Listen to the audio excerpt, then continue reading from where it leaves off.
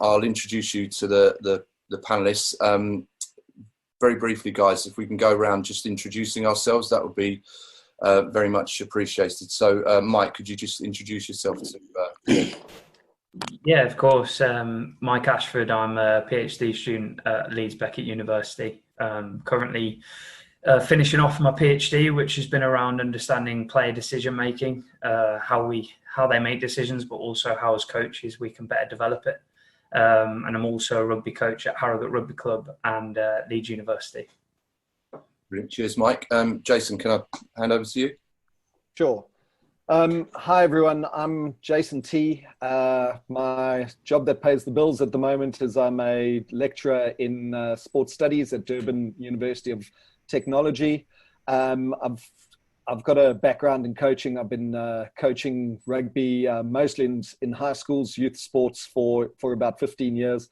But I had the opportunity to venture into some university rugby with Mike Ashford a few years ago, and I managed to link up with an international sevens side for a little while, which also added to the experience. Brilliant, Jason. Thank you, Brett. Hi everyone, my name is Brett Igo. I'm a PhD student as well. I also lecture in the Institute of Technology in Carlow, where I lecture on a Master's in Sports Performance Analysis. I'm also the assistant coach of Leinster 18s and UCD's AAL coach. Brilliant, thank you. And Declan, can you introduce yourself, please? Hi, I'm Declan O'Brien, coach development manager with Leinster Rugby. I'd just like to take this opportunity to thank the guest speakers tonight, the panelists, for putting all this presentation together.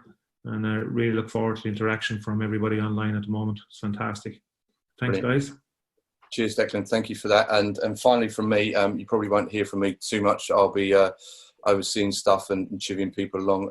But my name's Michael Ayres. I'm a senior lecturer at St Mary's University on our undergraduate and postgraduate programs and our new Rugby Performance Masters. And I'm still currently at Chelsea Football Club and have been so for the last 15 years, as well as doing some research with Leinster. So that provides some context to who we are. We're really fortunate enough, and the sort of stimulus for this webinar came from a former colleague at Leinster, Derek Maybury, who got in contact with Jason and Mike after they published a paper on tactical periodization. So one of the key aims of the webinar today is to try and obviously understand some of the theory, but to really put in place some practical solutions to how we might apply the model, whether we are in full-time sport or whether we work in a club setting. So we'll begin. As I said, keep on firing the questions through. We will answer those throughout. We'll also have some time at the end. So, Mike, could you kick us off, please? Yeah, by all means. Okay, so I'm just going to set the scene, really. This first started with me and Jason when we were on a bus on a journey up to Scotland for a game. And we were discussing the idea of tactical periodization and thought, this isn't something that's really been studied or explored in rugby, aside from hearing that it was something that Eddie Jones operationalised. And it suddenly became a bit of a brainchild of ours moving forward, both theoretically from a research point of view, but also practically in our coaching. And I guess tactical periodization is very much, to use a Steve Coveyism, it's an attempt to start with the end in mind. And what I mean by that is, how are we going to play the game and how can we get to that point? And that would be the easiest way I'd describe tactical periodization. I've just included a number of quotes here that best capture it and conceptualize it. So the first is, what is tactically desirable must be technically possible from Launder. And it pretty much implies that if we have a tactical aim or vision or outcome, then the physical, technical and psychological need to equate to that. And as with our quote from our paper there, any physical or technical action has a tactical intention. So pretty much tactical periodization isn't a rigid approach. The approach is very much dictated by a way of playing the game that is born from the coaches and the players that you have. So there is a huge amount of flexibility. And I think that is something that we're really going to try and hit home as we look to work from the bottom up here, that there is a flexibility to this approach. Brett, could we move on to the next slide, please?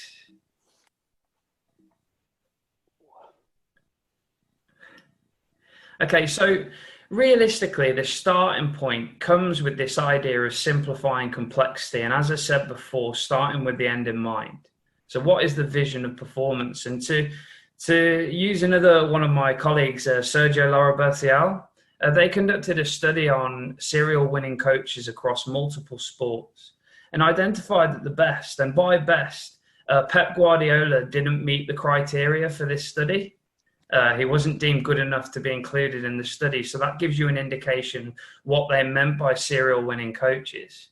And they pretty much identified that two key characteristics of serial winning coaches are the ability, one, to simplify the complexities of the game they work within, and two, that they have vision ahead of what's going on in the game at present. So they're able to predict things like rule changes or tactical modifications in the game.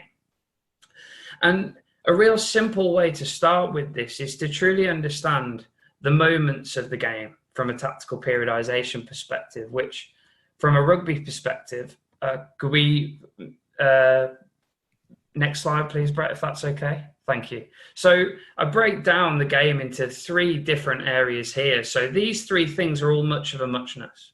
So game moments, principles of play, and performance problems are three different ways of saying exactly the same thing. This is the constant. So with every game, with every invasion game, you have a set of rules and you have a pre-illusory goal. So the pre-illusory goal in rugby union is to score more points than your opponent. Okay, simple. And the rules then prohibit certain means in order to achieve that.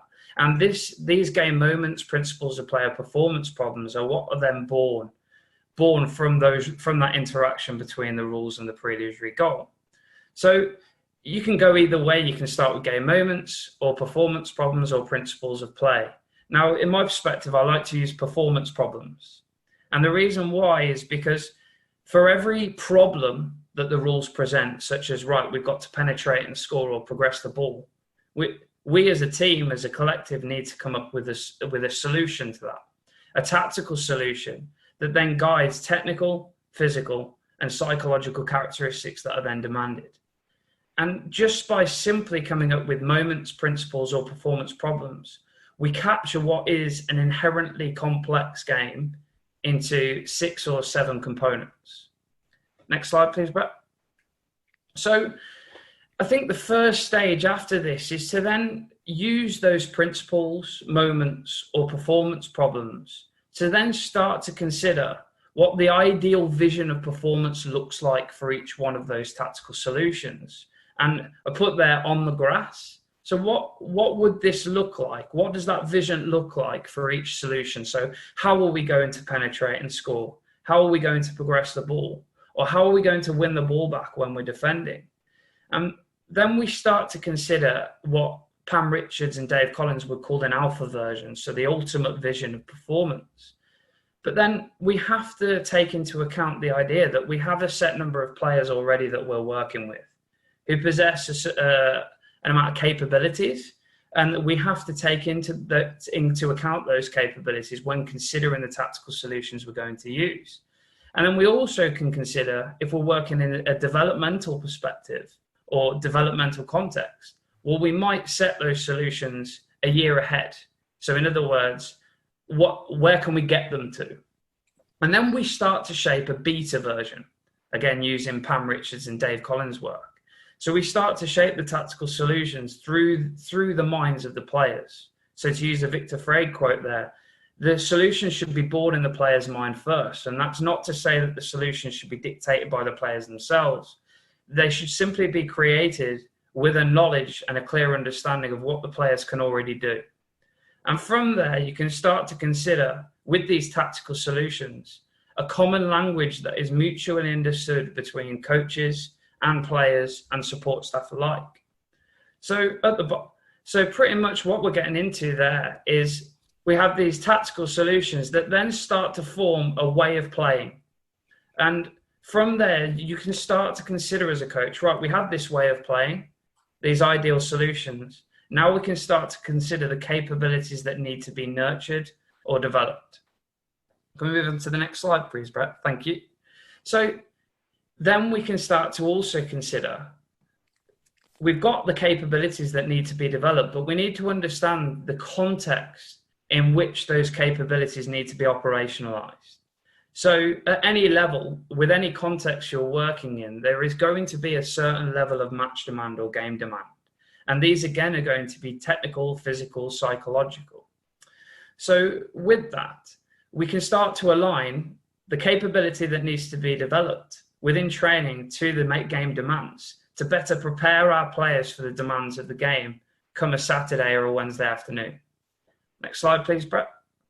And just to finish off on this introduction, from these game demands, we can start to consider how we influence the physical, the technical, the psychological elements in training throughout the week.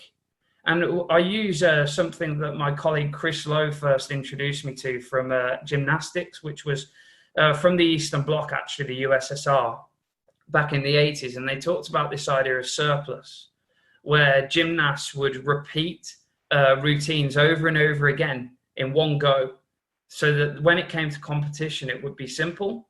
And from there, kind of came up with this slider analogy, where if we have a mean understanding or an average understanding of the game demands, we can slide the physical, technical, and tactical up and down to better prepare the players for competition throughout the week.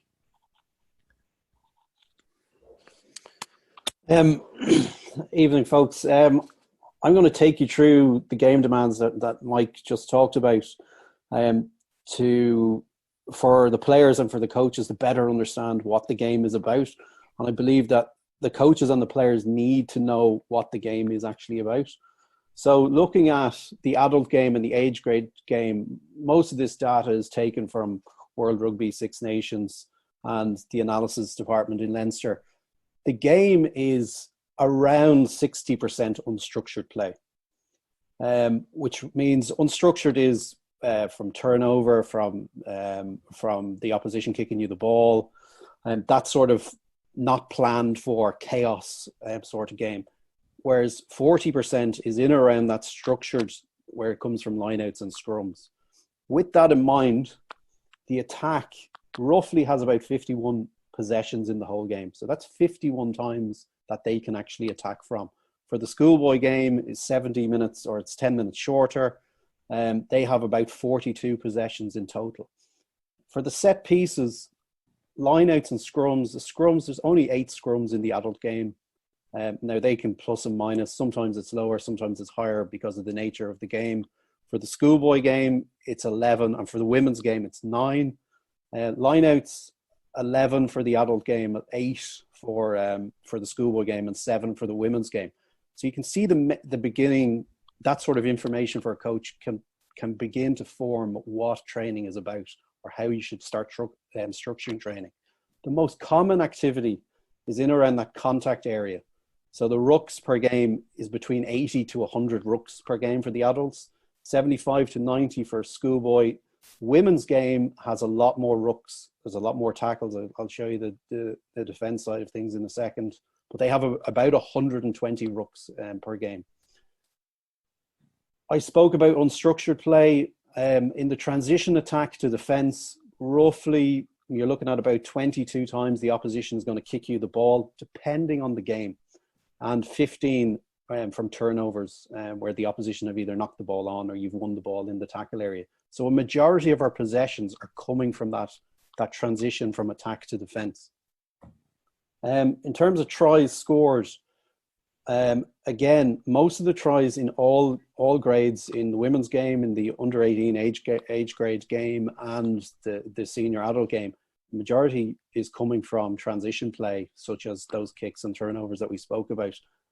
Less than 35% is coming from scrums or from lineouts. So the rest is made up of either quick taps or scrum attack, that sort of area. 60% of all tries are scored within the first 4 phases for the schoolboy game. And this data is presented all around the world, and it's more or less the same per game for the men's and women's game. In terms of defense, roughly you'll have 49 times you'll have to defend. The school game is 40. In terms of tackles, the average game is around 106 tackles. For the schoolboy game, it's sitting at around 78. Women's game, and this data is taken from this year's Six Nations, is very, very high. It's double what the schoolboys are producing at the moment. So theirs around 150 to 170 tackles. And one of their games, one of the teams had over 200 tackles in the game. And then lastly, the transition is 20 from kicks and turnovers. So you've got to try and defend once you kick the ball, or you've got to try and defend after you turn over the ball. So all of that information should start to formulate in your head what training is going to be about. Brett, can I ask a question? We've had a couple of questions through. So I just thought, are there any sort of the sources of that data at all? Are there any references that we can guide people to? Yeah, I'll send on all the references. The references are bottom left hand of the screen. Hopefully people can see it. That unstructured, structured attack comes from John McKee and Donna O'Connor down in Australia, which is based on Super Rugby. The rest is all available in the World Rugby site, the World Rugby analysis site. But I can definitely forward on after this with the presentation all of these papers. No problem with that. Excellent, thank you. Then looking at in terms of training, Paddy Phillips is a fitness advisor within Leinster. He studied in Leeds Beckett. He's a PhD. He looked into the exposure of match play preparation in the adolescent, schoolboy and academy game. He tried to compare both of them. What his findings were schoolboy backs were underprepared for all movement demands. So they were unprepared for the volume of work, the speeds, the walking, the running, the sprinting, the jogging. For the forwards, they were underprepared for the low intensity activities. However, looking at the academy forwards that he looked at for his study, they were exposed to similar physical demands for training to matches, and their backs were similar, or if not exceeding the values. So the value of probably more experienced coaches working in that academy setting than the schoolboy setting was able to match the intensities of each game. Jason? Yeah, thanks, Brett.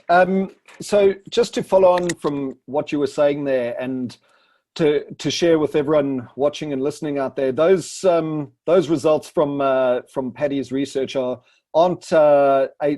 are very typical. Wherever we look at the training demands, we find that we are struggling to simulate match intensity in training, which is a problem because most of us are time poor in our environments. So we don't have as much time as we'd potentially want with our players, and there's a lot of things we want to do. We want to get fit, we want to get better at our skills, we want to execute our tactical plays better, and so that causes problems. And part of the reason why maybe we're sharing the ideas around tactical periodization is that to some extent we think that this is an approach that can help with that time poorness.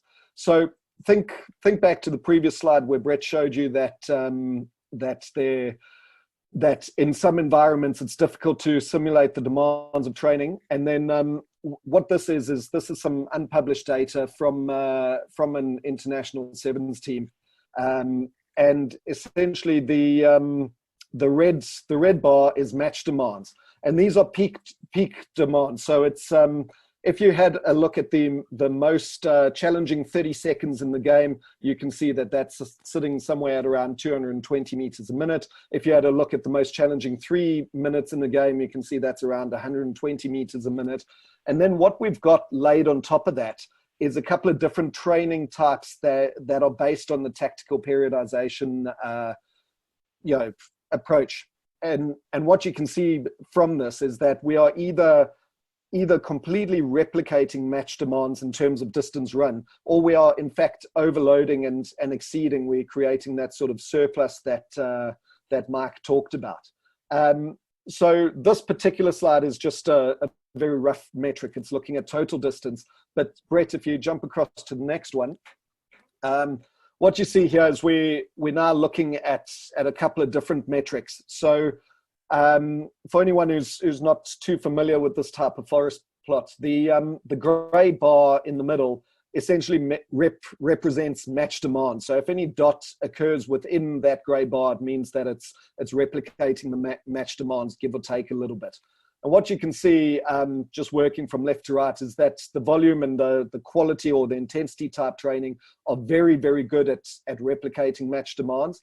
And then towards the right-hand side of the screen, what we're showing there is that by changing the session constraints somewhat, sometimes you can overemphasize some things, you can create surplus or overload in some areas, but that often has the effect of reducing the load in other areas. So, for example, the third one across is a training session focused on maximum velocity and high-speed running, and you can see that that's right at the top of the match demands. But as a result of focus on that, we've gotten less acceleration or distance or tackles in that session. And then the one on the far right-hand side is just showing us that if we do a session focused on collisions or tackling, we're very likely to simulate the collision demands of the game. But then, right at the bottom there, we've not created any maximum speed stimulus. So it's really just to paint a picture about how we can start thinking about manipulating variables within training while we're practicing our tactical skill to try and get closer to some of those physical demands that we're trying to prepare the players for. Michael, any questions at this stage? Yeah, no, it's just one that's come through from Liam Dunseth. And Liam, thank you. It's a really good one to interject with. So when we're looking at the opposition average, so from whistle to whistle duration, and then trying to replicate that in training. So are we looking at any overload in terms of time duration? So, for example, 60 seconds, so we actually need to train for 72-second blocks. Is it simple enough to add 20% extra time into how we into the duration in terms of our coaching? I'll have a go at answering that, if that's all right, Michael. Yep. So, I think that myself personally, I probably wouldn't get too hung up on what the opposition are able to do, because at the end of the day, what we're talking about is physiological systems that underpin these physical performances. So, if you're going to go all out for 72 seconds, we know that that's going to be an ATP PC system followed by the anaerobic system and a big aerobic contribution. And I mean, without getting too technical, those systems can't tell the difference between 60 and 72 seconds.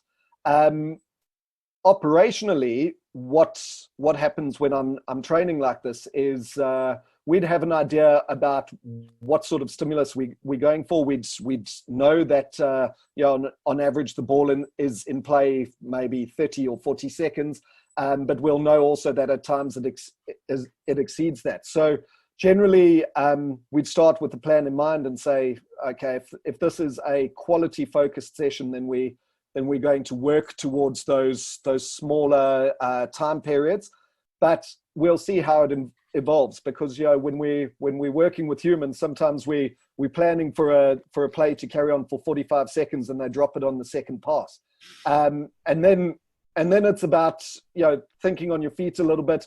If you want to get that stimulus, then you move to what Brett was saying about the unstructured play, and you throw a ball out or you kick a ball or something, and you just keep the ball in play. You just keep people reacting and doing things. And also, what I'd also do is, even within a session where we know that we may be working on the shorter time periods in the scale, we might throw a long one out there just, because people have got to be able to react. They've got to be able to adapt in the game. It's no good they switch off after 30 or 45 seconds. So Liam, I don't know if that's answered your question. I hope I haven't missed the point, but yeah, for me, I'd be working towards what I feel my team needs to be stimulated by, not by the averages produced by other teams. Thanks for that. Thanks for that.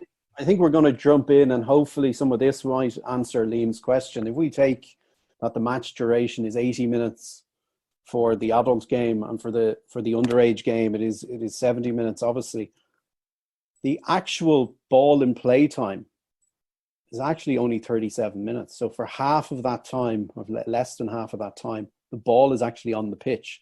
So there's an awful lot of downtime for that's going on between the game. Of that 37 minutes, you're only ever in attack roughly 17 minutes, in defense roughly 15. If you're having a really bad day, that 15 minutes in defense is nearly 20.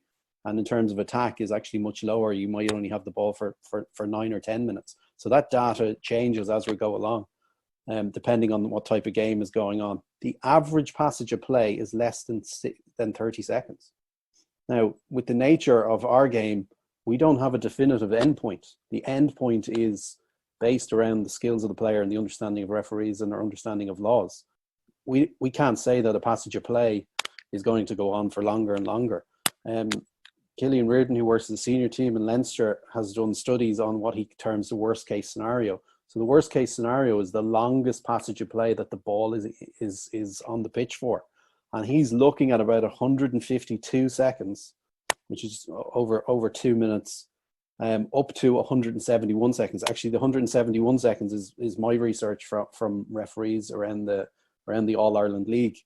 And so we've got to prepare our players for all of these situations, whether it be averages of 30 seconds or right up to that worst case scenario of 152 to 171 seconds. But I think you've got to interlink that with your training sessions. I don't believe you should just go with 30 seconds because that's the average, because you might have to hold on to the ball for a hell of a lot longer than that. In terms of running demands, I know we spoke about the physical nature of the game. For an 80-minute game, roughly the high-end players are covering around 7 kilometers, so 7,000 meters, and it can drop down to about 5.5. For the schoolboy and the women's game, it's around 5K, so 5,000 meters. University games are slightly less, according to the research coming out of Leeds Beckett. One metric we look at is relative distance. So that's the amount of meters you cover within a minute. So the average game is sitting at around plus or minus 7.6. It's sitting at around 69 meters per minute. Obviously, the age grade game drops to 65. Women's game is sitting at 54. And again, I can forward on some of these studies at the end with the presentation if you want. The references are down on the bottom left-hand side. So this is what's going on in terms of the physical nature of the game. In terms of the tactical, technical points of the game, the adult game ball carries are 9 plus or minus 8, and for the schoolboy game it's 6. So that's 6 times they're carrying the ball into contact. The ruck involvements, so whether it be taking the ball into contact and clearing out rucks, is sitting at around 26 times, and for the schoolboy game it's 14. Tackles 9 for the adult game and 6 for the schoolboy game. With that data, that's whole team averages. So we got to remember our forwards will probably carry more and the backs less. The ruck involvements for a forward is greater than a back, and the tackles, because they're closer to the contact areas. So that data is there. For the adult or for the age grade game, it is actually just lower because they're playing the game 10 minutes less. So it's looking at 7 ruck or ball carries, ruck involvements about 18, and tackles is around 6. Looking at the speed, and all this data is telling us that our game is it's an intermittent sport. There's bouts of high intensity and low intensity, high speeds, low speed. But 72 to 81% of our game is actually low activity. So it's walking. Now, this is not ball and play time. This is over the duration of 80 minutes. So if you actually stop and think about it, when the forwards are winning a line out, the outside backs are repositioning, and most of the time it's walking. In terms of the passages play in between the passages or the ball and play time, they are walking to the line out, walking to the scrum. Low speed running, jogging roughly takes up about 18% of our game. High speed running is about 2%. And depending on the position, sprinting, an outside back is only sprinting 1 sprint every 7 minutes. And for the forward, it's actually double that. It's about 14. And I know that's some of Jason's research. I'd say he wouldn't mind sharing that with the slides. Jason? No? Sure, no problem. Okay. Moving on to the actual passage of play. So if we go back to the game averages of that 30 seconds, roughly the relative distance is around 108. Collisions is sitting at 1, and the accelerations over 3 meters per second is sitting at about 1. High-speed running is about 15 meters. If we look at the averages, so that's 60 to 90 seconds, the relative distance is similar to what the 30 to 60 second game is. Accelerations, they will have 1 extra acceleration, and they'll do 1 more collision. In the worst case scenario, what Killian is saying, all the metrics go up. The total distance covered is around 300 meters. Accelerations are go to 2. Collisions goes up to 1. High-speed running is a lot more. So once the ball is in play, those metrics start to go up. And I know this is physical data, but we as coaches have got to have this understanding for this sort of information, because this will then help to design our training sessions. Brett, Yep. that's great. And I think you provided a rationale, a really clear rationale of why we need to understand that. Just some of the questions that have come in have been focused around that, particularly around, well,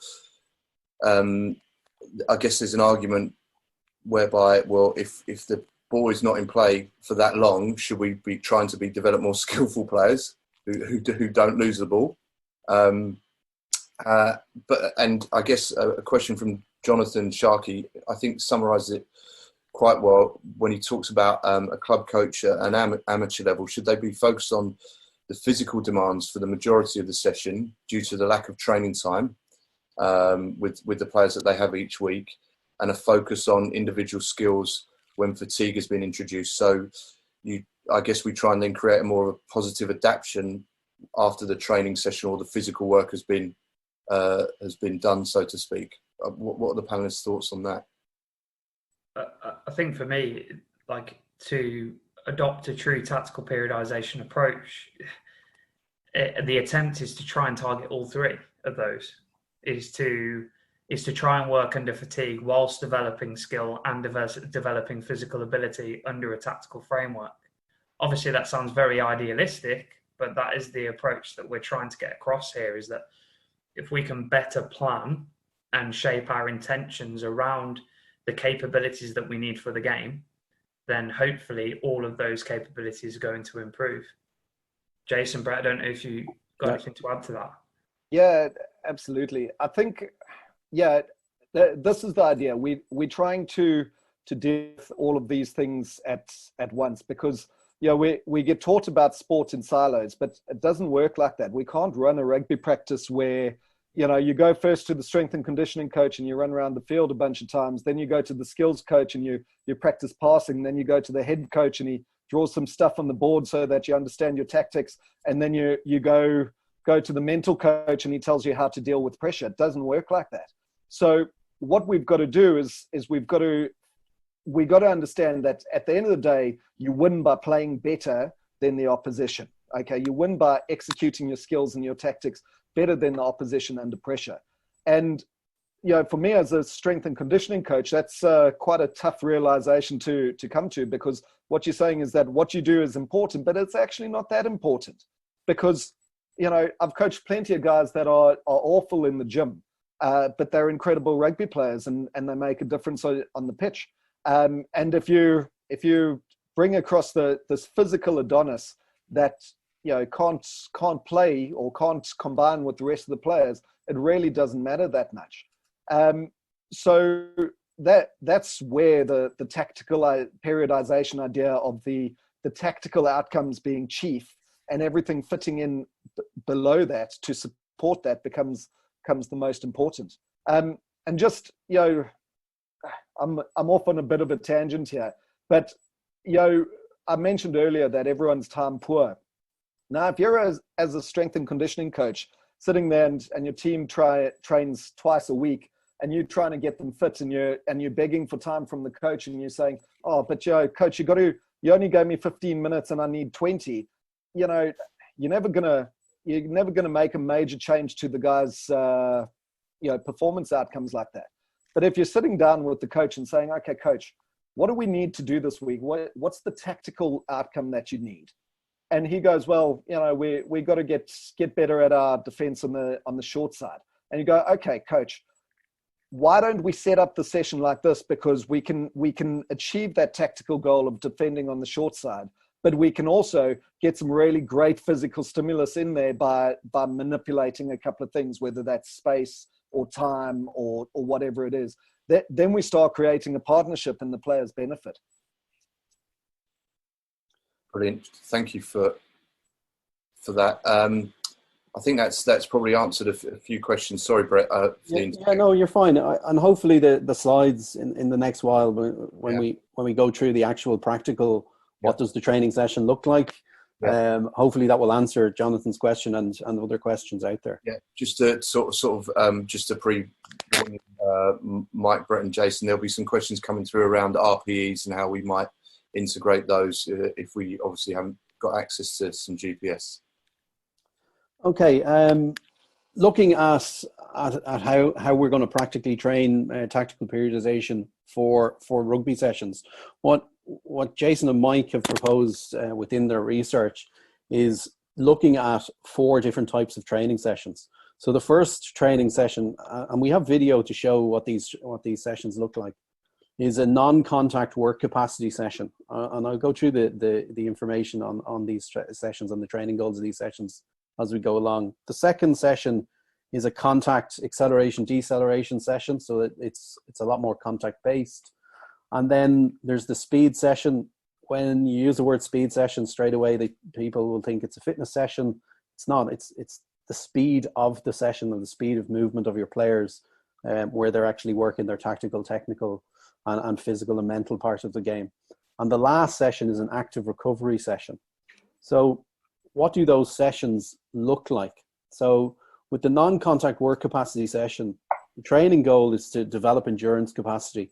So running intensities and volumes are greater than the match play. So the information that we've already presented on match play, we're looking to override that and increase that volume. With this particular session, there's no contact. It's going to be in a large group, so 10 versus 10, 15 versus 15. You can overload the attack, overload the defense, whatever way you're going to do it. Playing area, mid-pitch, full-size pitch. The interval time is between 20 and 30 minutes with a complete recovery or an 5 to 8 minute recovery, which will be around the complete recovery. Intervals, 1, numbers of sets, 1 and 3. Jason, have you got anything to add on that one? No, I think you've summed it up well. Thank you. Okay, sorry. I am aware I'm presenting an awful lot of your work. So what do those sessions look like? So what we're going to do is we're just going to look at about 2 minutes of video footage taken from, I think it's Leinster under 19s. So this session was looking at transition, defense to attack. The mental part of it is decision making under fatigue, concentration. We're looking at high relative distance. So the relative distance should be around the 100-meter mark. We're looking at kick, chase, tactical, technical, and the repositioning of the team once they go from defense to attack. Oh, sorry, I'm playing the video. Okay, so the game starts with a box kick. Okay, so instantly you can see a transition coming. Okay, now we have a second transition. So they've actually ended up getting the ball back. Okay, so turnover. You notice that a turnover happens, the game doesn't stop. So the coach has actually just reloaded rucks on either side of just outside the 22s. So all that's designed to do is to keep that relative distance high. Again, working on that mental capacity of trying to fatigue the players. Again, because this particular activity is working on transition defense to attack, here's the transition going in. So there is a constraint for this particular activity because it's what they were trying to work on. So the transition comes in.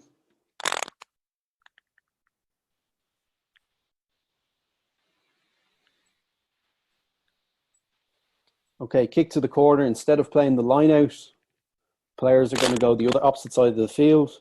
So again, this is to keep that physical nature of the game. Keep it high.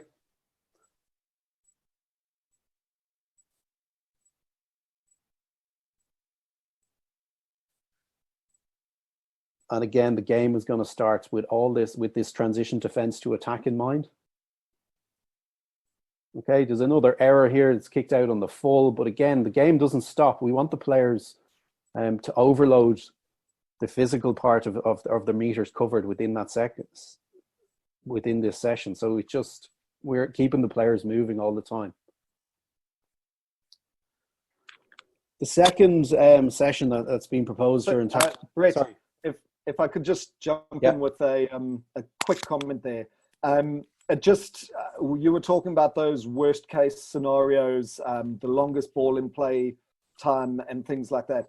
And what that type of session that you just showed there is particularly useful for is preparing people for those. Now, we know they don't happen often. That those numbers that you showed are based on the longest passage of play in a game.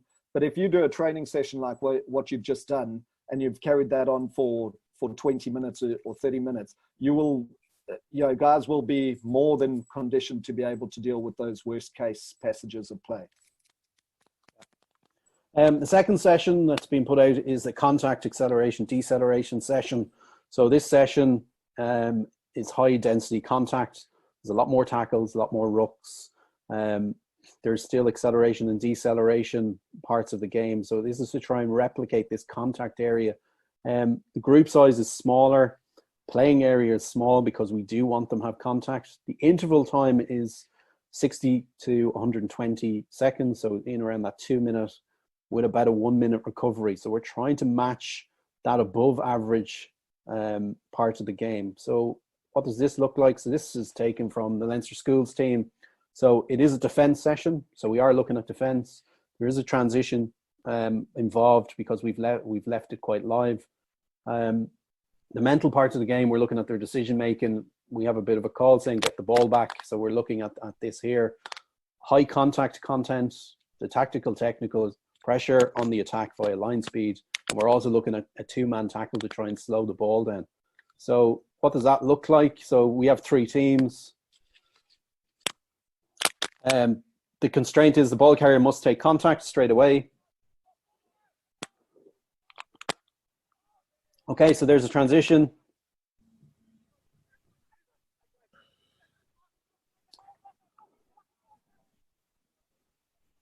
Okay, passage of play is around 27 seconds. However, we just try and keep them moving with giving them around a 30-second break on that one.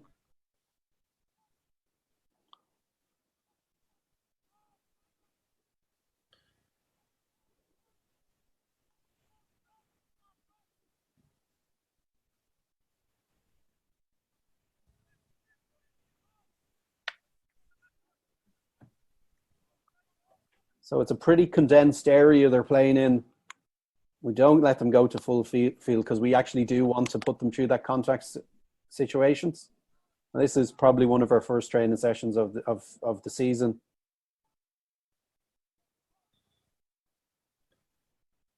Brett, can I just jump in here if that's okay? Yeah. This is just a real nice example where you can reattach to that Launder quote, which is what is tactically desirable must be technically possible. For every tactical attempt here of a two-man tackle or a turnover, there has to be an efficient technique reinforced in there. And that's really where little moments of feedback can be pushed in from the coach as this is going along. And because it is so intermittent in the nature of this, so 30 seconds on, you've got plenty and ample opportunity to be engaging and feeding back with your coach behaviours. I just think it's a nice example there. Yeah. So you can see they're the 4 areas that we're trying to work on with the players, and it is within one activity. So you can begin to see tactical periodization on the model that's been put forward by Jason and Mike here. The third session is the speed session. So we're looking at the game with a higher amount of speed, and it's speed of decision making, speed of movement, and tactical execution. There is some contact involved, but not a whole lot because we would have done the contact in that last session. Group size 10 versus 7, so there is an overload of attack and defense. Medium pitch, interval times are dropped, so they're sitting at around 30 30 seconds to 60 seconds. Recoveries should be quite high, so we want them all the time to think of keeping the game nice and high. So this is another transition defense to attack, so we're working on this. Physical part is the accelerations, decelerations. Mental goes decision-making, concentration again. There's a kick, chase, defense nature to tactical, technical, and there's a reposition of the team in attack and defense. So this one here, smaller area than before.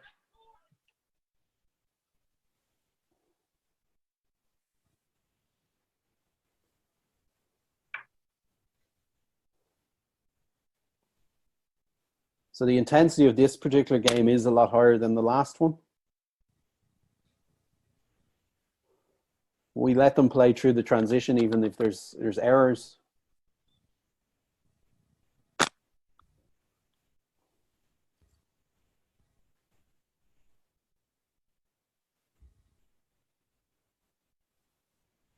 Okay, so now there's time. They stop. This is their recovery time. So there's a bit of a chat with the coaches, and they can have a discussion. Then we go straight back in once we finish with that 60-second break. So again, because this particular session is transition defense to attack, there's the transition.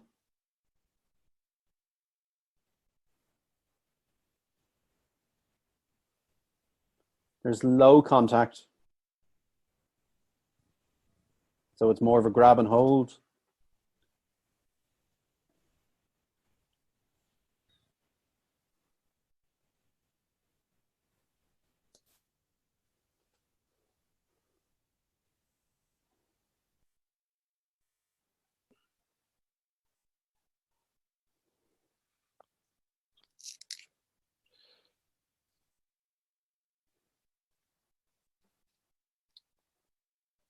So again, you can see the 4 areas that we're trying to work on within that training session.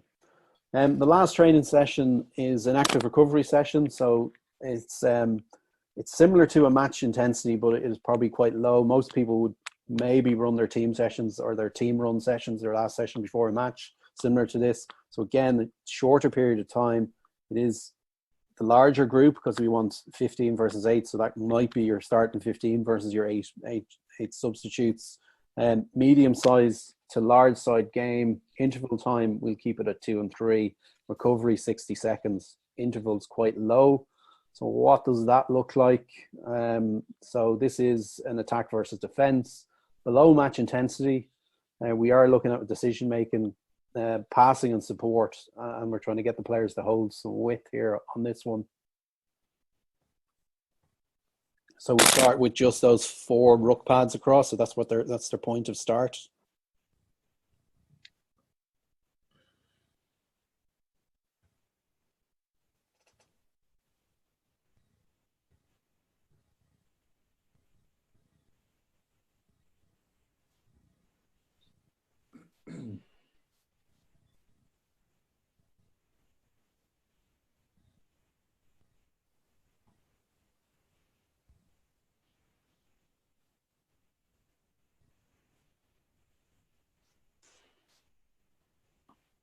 Again, there's limited contact within it. If it's pre-game, it's more of a grab and hold sort of activity.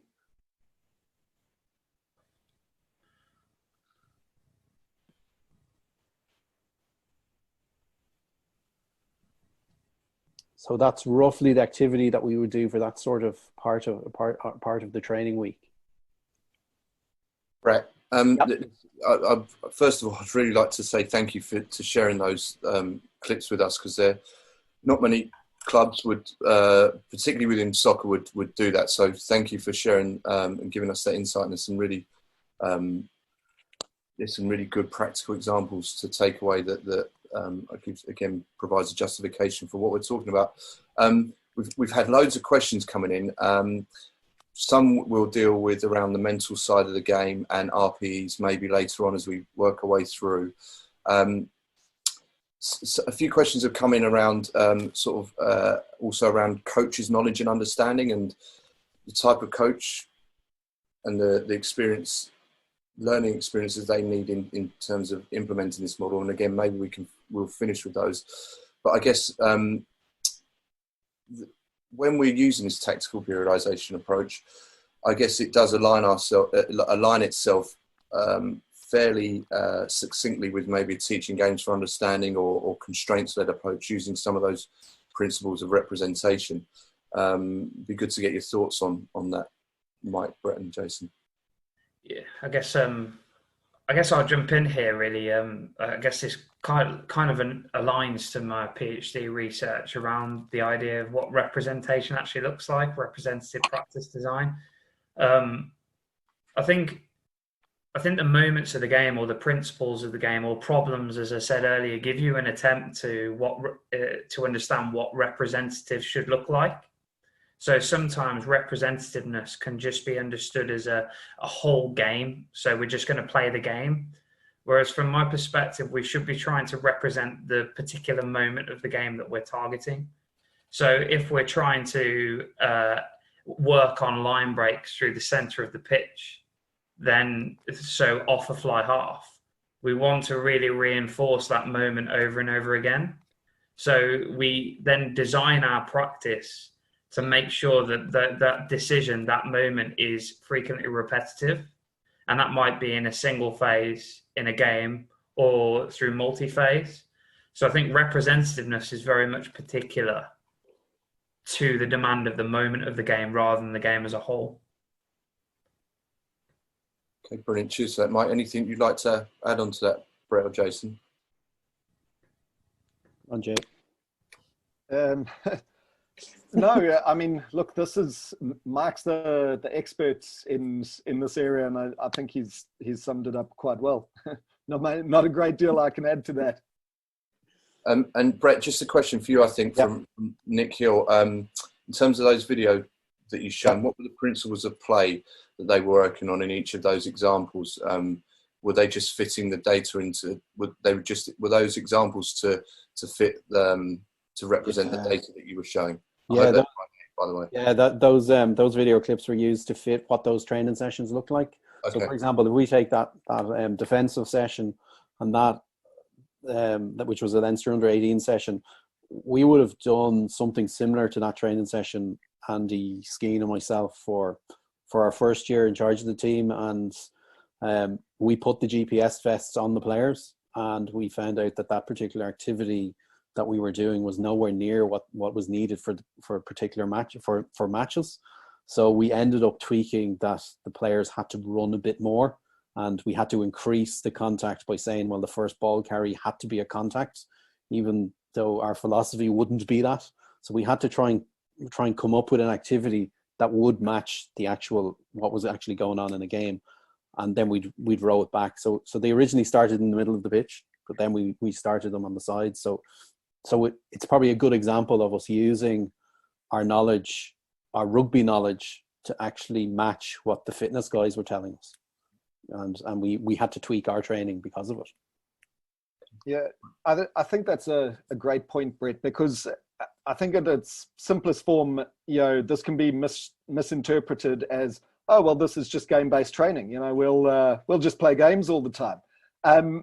And yeah, we want players in games all the time, but we want them in very particular situations within the game so that they can have the opportunity to execute the skills and make the decisions that they're going to be afforded in the game, so that they can do those better when those opportunities present themselves. It's not random. It's in fact, there's a lot of thought that goes into trying to make it as similar to those game situations as possible. Brilliant. Thank you, Jason. We're just going to pause very quickly for a water break, just to provide some sort of context. In the UK, every Thursday evening, people are going outside onto the roads, not physically onto the roads, but onto the pavements, or at their front door to clap for the NHS. So those of you who wish to do that, we'll give you 2 minutes. I also probably suggest it's a good time to grab a glass of water and come back. We've got probably around about 15-20 minutes left with some plus questions and answers. So we'll break for 2 minutes now, and we'll see you at 2 minutes past 8.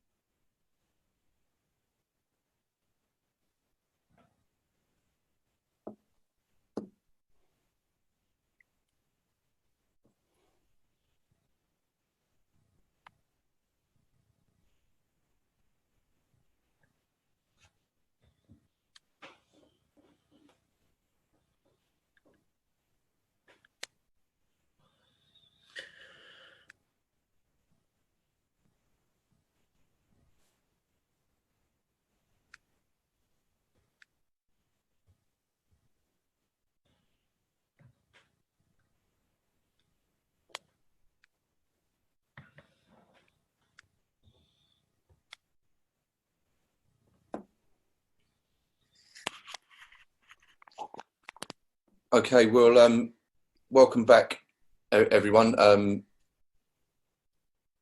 hope you managed to grab a cup of tea and stretch the legs. I definitely know after these sort of 2 months of lockdown in the UK, I'm going to need a new back and hips after this. So if anyone knows a good surgeon, if they could send me his or her details, that would be much appreciated.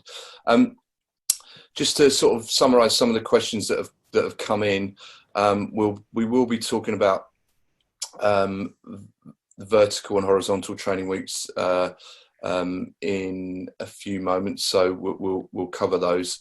There'll be work that Mike and Jason have done in that area. There's a question here from Stephen Phillips, and I must admit I don't know the answer to this, but how does this approach compare or differ to the tactical morphocycle described by Fergus Connolly in Game Changer? I don't know if any of you guys have come across that. Is that one stumped us? Yeah, I've started reading Game Changer. I'm afraid I'm not there yet. Okay. So apologies, Stephen, for not being able to answer that one. And there's some more coming in, definitely around maybe the amateur and grassroots game and how we can again embed this approach in that setting. So we'll pick that up, as well as the embedding sort of psychological skills and coach knowledge towards the end. So I'll hand back to you guys to continue, if that's okay. Yeah, I'm just going to look about what does this look like on a training week. The majority of the research around this area is in Portuguese, and the translations for this research get a bit blurred in translation. So what they speak about is the principle of horizontal alteration and specificity. However, it is essentially the weekly schedule. What does it actually look like for us? So to quote Jason, training activities to emphasize the development of different physical and tactical abilities throughout the training week. So what the training week is going to look like is, have we actually touched on that physical, on that tactical, the abilities? Does it actually touch? We believe these sessions do.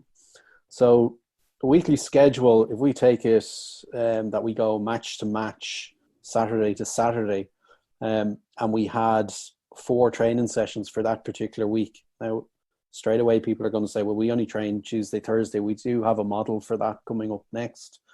But for the school teams out there, the higher end schools, they are probably training 4 times a week. So what it looks like for a Sunday is complete rest. The players, because we play a contact sport, they've got to have their recovery time. And it's not only the physical recovery, it's actually the mental recovery of a game as well. So we go with complete rest. The second, or the Monday, which is going to be the first day of the week, sort of activity, will be that sub-maximal work capacity that we just showed. So it's that capacity where the ball is in play longer. There's a lot more running, but the running is lower intensity. There's no contact. And it's designed like that because of the physical nature of what went on 48 hours beforehand. Moving into the Tuesday part of the session will be the acceleration, deceleration, contact set part of the week.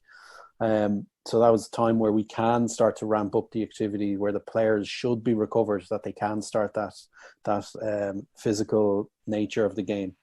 Wednesday goes to complete rest. Again, we are recovering from what went on Tuesday. So we're looking at a 24-hour rest period there.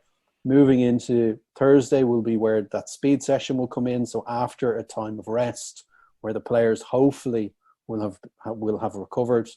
Friday, we're into that active recovery phase, where they are recovering from the training load of the week, but they're also preparing for what's happening the following day, which is the match. And then we'll work on that cycle again. Jason, anything on that particular one? Yeah, probably just to also address some of the questions I see coming through. You know, one of the biggest challenges with training rugby players is this necessity to engage in contact and collisions in the game. Now we have to do it in training, because if we if we don't do it in training, we're never prepared for doing it in matches, and there's no opportunity to improve our skill or our technique in that aspect of the game. So there's got to be a contact exposure during the week. What we also know is that contact exposure is particularly damaging, and it takes time to recover from that. In fact, it may take longer than 48 hours, but we don't have that much time in a week. So, for those, because I see a few questions coming through with different people on variations and how would you fit it into this type of week or that type of week. For me, the first principle would be to work out when you're going to do your contact training in a week and how far can you get that away from your match exposure, so that it's kind of like in weightlifting, they used to do the old 3-day split. You try and keep those stimulus as far away from each other as possible, so that you can get maximum recovery from that, and then you build the other sessions in around that. But hopefully that'll become clearer as you move on to your next slide. I also think, Jason, I think at this stage, I think we have to become a bit more individual. So if you have a player who's had a high volume of contact, who is fatigued, and your markers are telling you this, I would be then reluctant to throw him back in on the Tuesday, or control it or reduce it. So I think I definitely don't think it's a one size fits all. And we have to base it around the individual. And you'll know who those individuals are, whether it be a back rower who's made 25 tackles in the match and he's mentally and physically fatigued and he hasn't recovered. Those older players that you might have in your team, they might need extra time to recover. So they might actually do, well, hold on, we only played on Saturday. He's already done that contact for the week. So we can actually drop those training, that part of the training session for that particular individual. If that makes sense, Jason? Yeah, agreed. Looking at Tuesday, Thursday, so again, match Saturday. So this would be probably a bit more of a model that we would have in terms of club rugby in Ireland. Again, the complete rest comes after the match. In terms of the Monday, so we are still looking at doing sub-max intensity sort of work. That can be gym-based. However, some of that training session might feature in the Tuesday training session. So it might be part of the warm-up. It might be a 15-minute or a 10-minute part of the warm-up where you can incorporate what is in the last model on the Monday, or depending on what the structure is or what you have within your club, I would probably look at moving to a gym-based program. Jason? Yeah, absolutely. We're like I say, we time poor, but we want the fittest players we can have. So whatever training stimulus we can get into them, we should get into them. So again, Wednesday becomes a complete rest after the contacts of the night before, and then we're into that speed part of that particular Thursday, where we are then thinking of the Friday session inching in. So you are on that team run, last 10 minutes of training sort of activity, but you are looking to increase the speed. The players should be rested from that Saturday. So that is how that model will work for that Tuesday, Thursday nights. Jason. Yeah, so really what this part of the presentation is about is we've been talking about how to try and get these different stimulus into players. And so what this now comes down to is the nuts and bolts of how do we actually do it? How do you plan your session? What constraints can you imply or impose on the game to create these changes? And this is probably just a useful checklist for coaches. I'm sure most coaches are using some or all of these. But if we want to try and influence these different demands of the game, and I'm talking not just physical here, but tactical also, and Mike, jump in whenever you feel you need to. The things we can do is have a look at game constraints, things like numbers in the ruck. If we need to create more space to create more opportunity for attack, and that may in fact lead to more high-speed running because the attackers are breaking the line more often. We can do that by forcing the defense to put 5 in a ruck and the attack only has to put 1. we can talk about different ruck and tackle behaviors. Do you have to go down to the floor? Do you have to go to a knee? Do you have to hold people into the ruck? Or can we just touch each other with two hands and get back into play? That changes the game situation. Contact level, are we just grabbing and holding, or are we smashing each other? Obviously, we're with proper warm-ups and under the correct conditions.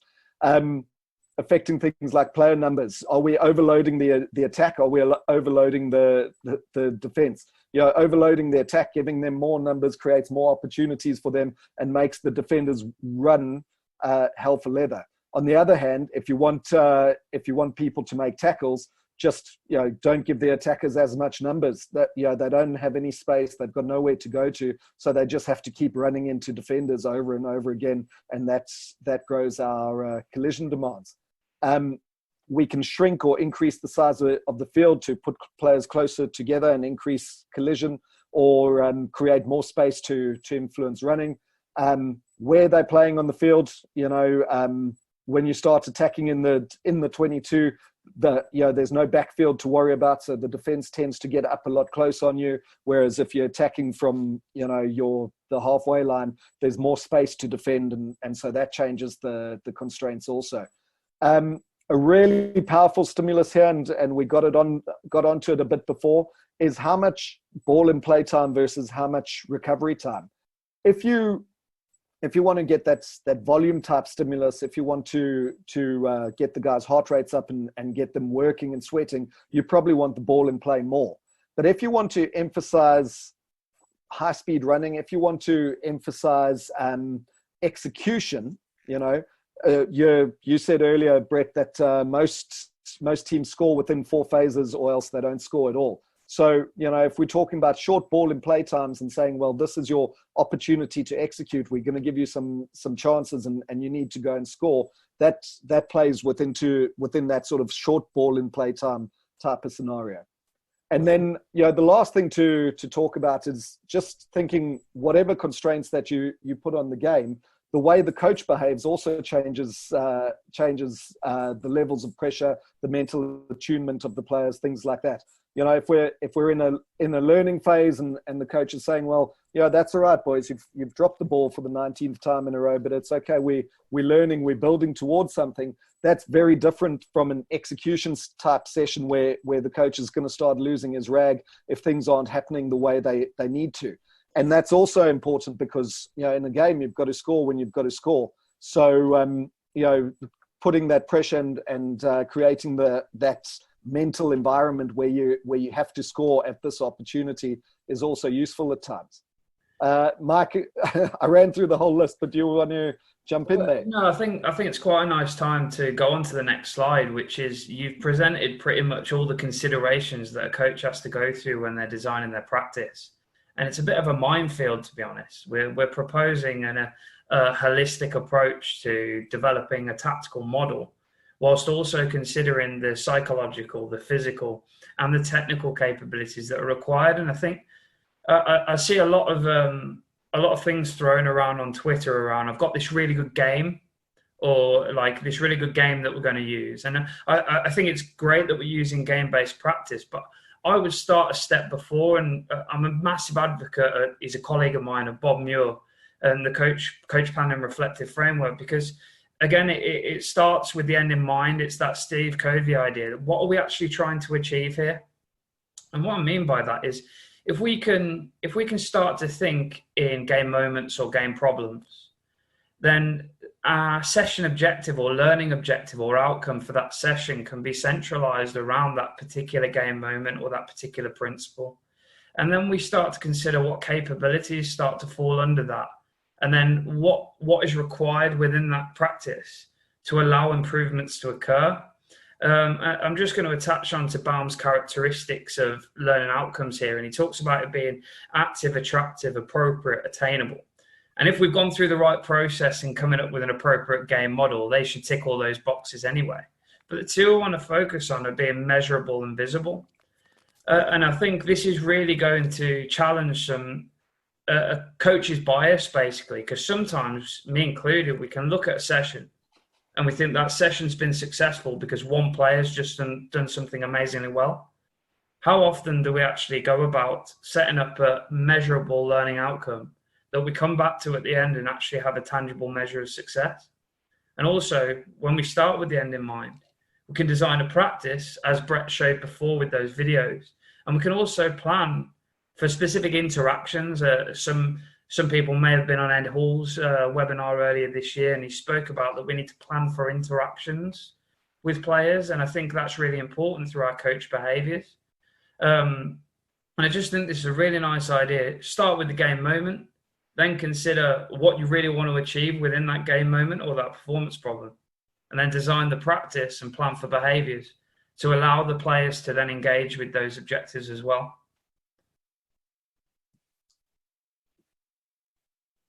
Guys, just to jump in with some questions there.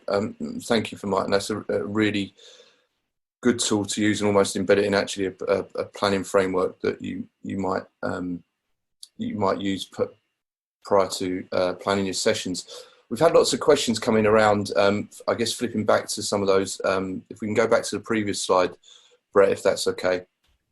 Brett, you're doing a fantastic job there. Thank you. Sorry, as a slide master. Just in terms, and Jason, you spoke about recovery time, but there's been some questions that have come in, I guess, more so on the actual recovery of players, whether we're coaching once a week or 3 times a week plus a game. So if we could just maybe answer some of those. One is around the amount of contact, and when we talk about contact, what's the definition of that? Does it always have to be full contact to develop the technical demands of the game? And then secondly, around how might we begin to measure fatigue post-session? What sort of tools have you come across to use that? Yeah, I mean, I think the contact one is a challenge. And what we've got to realize is that with players playing at different levels, we've got to think about what's our role there. Are we trying to develop them, or are we just trying to get them ready for the following week? And Brett made a really important point, because, you know, if you're an international loose forward and you've just made 15 or 16 tackles and you've carried the ball into contact 10 times and you've hit 15 rucks, you've probably gotten enough contact in your life for that week, you know? On the other hand, if you're a schoolboy player and you know, potentially you've come off the bench, or maybe you have played the whole game, but you've made 8 tackles in the game, you know, and you've got you know, aspirations to play at a higher level, you know, you've got to improve that part of your game somewhere, and we don't improve without practicing. So, you know, it's context specific. I saw one of the comments came through and said that the England team take 2 days off after their game. That's actually quite common in a lot of international teams. But, you know, these guys are at the pinnacle of rugby, and it's war out there. It's attrition. I'm not surprised it takes them 2 days to recover. You know, so this is a guideline. It's a tool. You know, no one's saying that you know, go and plan your week exactly like this. I think the more important thing is to realize that, you know, the game presents some physical challenges. One of those is, we know that expressions of maximal speed usually make the difference. Okay, so if you're not getting an opportunity to sprint maximally in a week, you're not getting better at that aspect of your game. And we know that the ability to dominate collisions, to tackle well, things like that are also very important for the game. So we've got to find places in our week where we can overload those aspects so that we can develop in them. I think for me, just on the tackle, I think it's a really important part of training is that, 1, we need to prevent injury, and 2, we need to like embrace variability in training activities. So whilst we need to match or have surplus of game demands, we also need to consider the different nature of tackles that are occurring. So that also has a massive impact on our practice design. So if we use a narrow pitch, and we're only doing 5v5, but the emphasis is on our tackle, the likelihood is the majority of those tackles are going to be front on, which might not be good for an outside back. So all I'm saying is that we need to embrace the variability in our practice design to ensure that we're meeting the demands positionally as well as collectively. Thanks for that. And just sort of, I guess this is a really one that summarises that contact issue. One of under this is, I might change my name to this, anonymous attendee. I think that would be a great name to have. Talks about how a coach who used to coach one of his high-level under-20 side, where they wouldn't have contact, and they would only do contact on break weeks where they had no game coming up, and he or she suggests that the injury rate for the season was very low and they had a very successful year. I mean, how much would you agree or disagree with that approach? Yeah, I mean, it's contextual. I think that one of the things we've got to consider is that there are very long seasons in a lot of places these days. I mean, Mike coaching Harrogate, what's your season, about 32 games? 26, I believe, 26 in total. Okay, 20. So, guys are playing for a very, very long period of time. So it's quite possible, if you've got a relatively short season to not attend to these things. But when you start getting into this week in, week out, for me, I don't believe you can go 26 weeks without addressing your tackle and your contact technique. I don't think that you're developing players like that. Maybe you've got a couple of bye weeks in there and you can have a go. But I think it's if we want players to get better, we've got to give them exposure to situations they can get better in. And we can't guarantee that that's going to happen in the match every week. So, if a person's got a skill deficiency or an area they need to improve, our job as coaches is to create that opportunity. Thanks, Jason. And just sorry, some of the questions that came through earlier around how we might measure fatigue post-session as well. I know for those who maybe don't have GPS, RPE is a fairly simple tool to use. I know there's now recommendations that you measure internal and external load. So you would measure RPE for the question reads heart and lungs, and then for muscular load as well. So that might be one way to look at it, bearing in mind that I think there's some evidence there around how people's perceptions and of their own score, there needs to be some training to allow them to equate what a 7 is or a 5 is. So that's a fairly simple tool that can be used for those working in schools and clubs who maybe don't have access to GPS. Guys, I know we're coming towards the end, so should we complete the presentation? Then we'll open up to some final questions. I'm conscious of that we're. Oh, there it is. There is the end. The pre-planning, the slides that I have an invisible slide in between, but we've taken that out. Well, there it is. So we will finish there. One thing we didn't cover actually, and I know, Mike, we spoke about it in our previous presentation, was tactical periodization is a holistic approach. And we touched upon some of the psychological skills that we might embed. And I know there's been a few questions that have come around that. We almost have to have about 4 or 5 different hats on as a coach. And I know we briefly spoke about the psychological characteristics for developing excellence. PCDs is a possible tool or an approach that we might use embedded within the tactical periodization approach. Just in terms of some of the questions that have come through on this, can we give us one example, and Brett and Jason, feel free to jump in, of how we might embed some psychological skills within our training design? Yeah, by all means. I guess psychological skills, characteristics, they are quite relative to particular moments of the game. You would align things like resilience to goal line defence, or goal setting at half time, or in group discussions. And I think you can be really clever and quite deliberate in the way you can target specific psychological skills. So, for example, I'd use self-monitoring or self-evaluation and control, which would cut across both self-regulation and PCBE, so realistic performance evaluation. So I might set an objective for a session where I want us to have, we've got an overload in attack, we're playing off 10, and I want us to achieve 80% success rate of choosing the right option and then executing the right pass. So we go through the session, we have someone with a pen and paper or an analyst if we've got that exposure, and we simply tally up how many attempts, how many successful, how many fail. And then from a realistic performance evaluation point of view, pick out a player, what success rate do you reckon we're at? And then all of a sudden so they're starting to give you their expectations of what the session looks like. And then you provide a realistic evaluation of it for them. Now, little things like that can really reinforce what does real look like? What does performance actually look like here?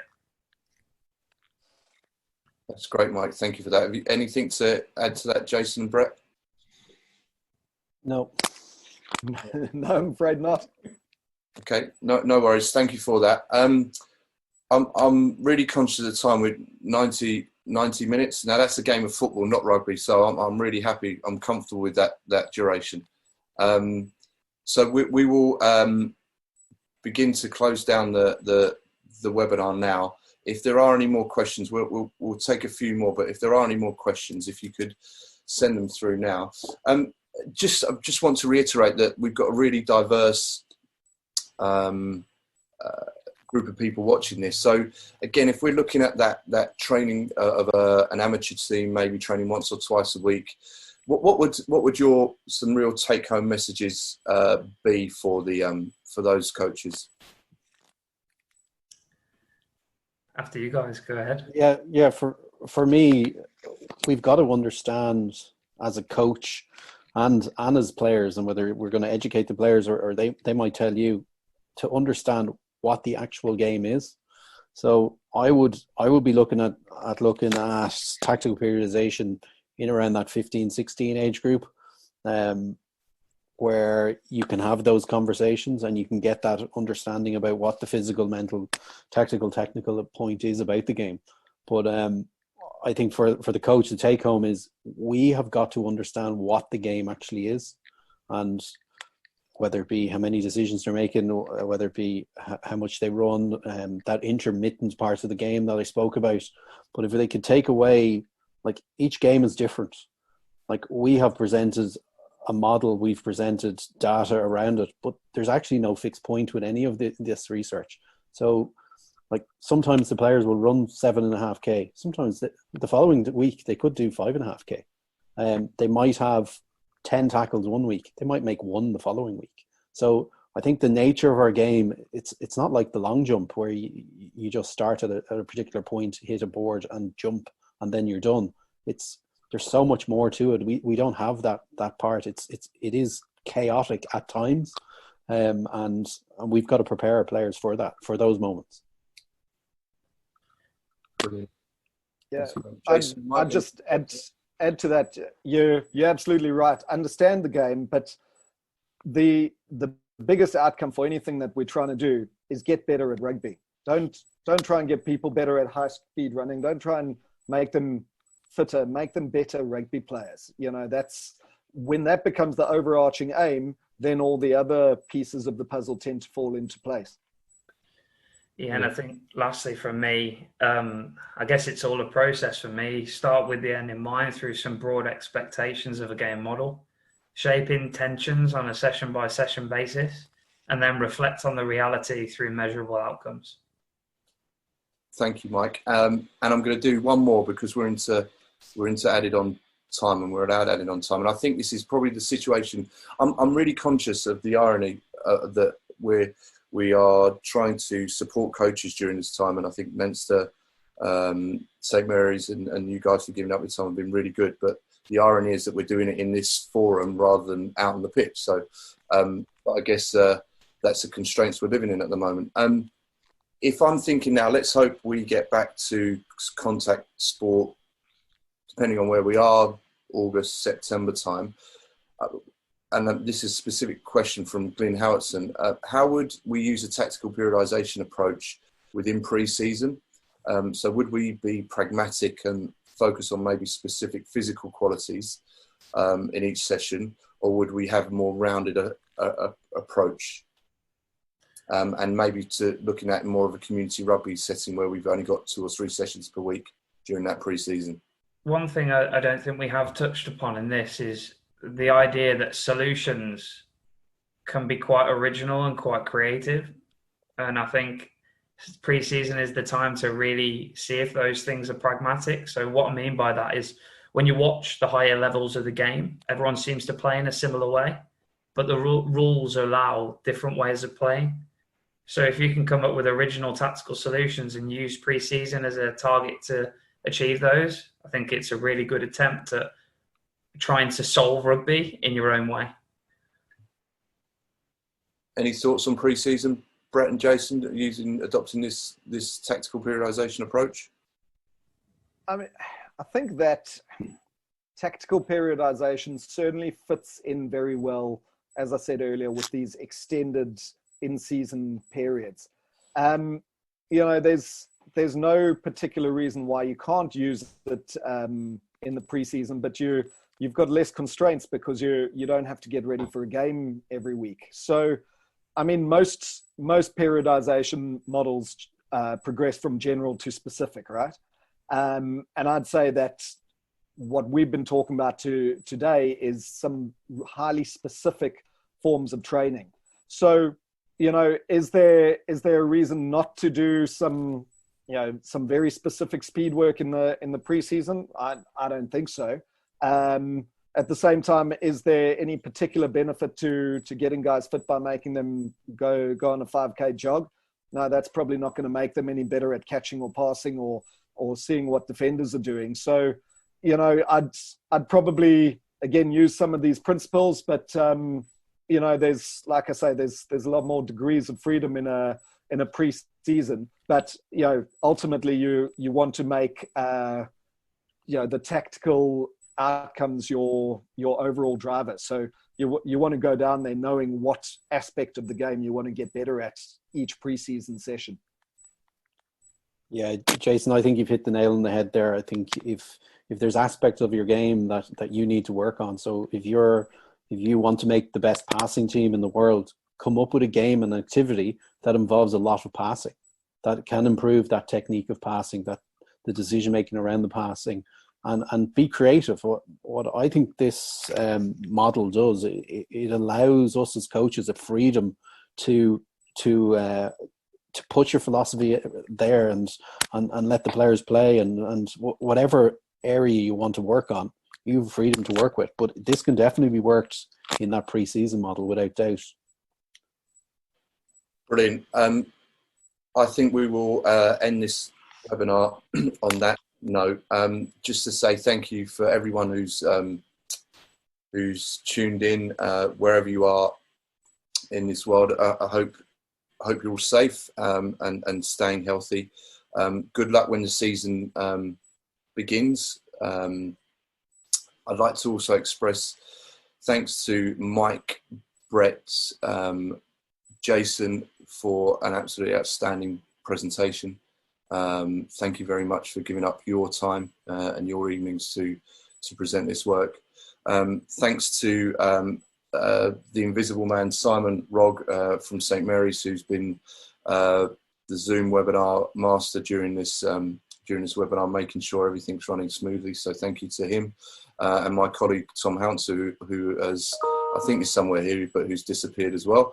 I got told off for not introducing him. So I hope that's got me out of a sticky patch. And just to thank you to Leinster Rugby. The work that goes on in Leinster is phenomenal in terms of not only their player development, but how their support and love for the game, and how they support and continue to support coach learning and development, as well as the obvious player development pathways and the successful player development pathways that they have.